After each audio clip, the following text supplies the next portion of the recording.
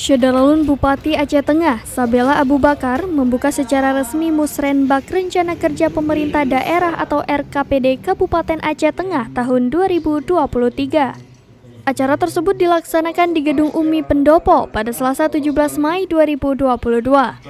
Dalam kesempatan itu, Bupati Sabela menekankan bahwa dalam penyusunan RKPD tahun 2023, hendaknya dapat mendorong pertumbuhan ekonomi serta capaian indikator makro guna mengurangi pengangguran dan kemiskinan. Selain itu, melalui program dan kegiatan dalam RKPD 2023, agar dapat meningkatkan nilai tambah produk-produk unggulan daerah. Orang nomor 1 di Kabupaten penghasil kopi Arabica Gayo tersebut berharap kepada organisasi perangkat daerah dapat membuka ruang seluas-luasnya untuk menerima masukan dari masyarakat dan stakeholder lainnya. Dari Takengon, Romadani, Seram Beyond TV.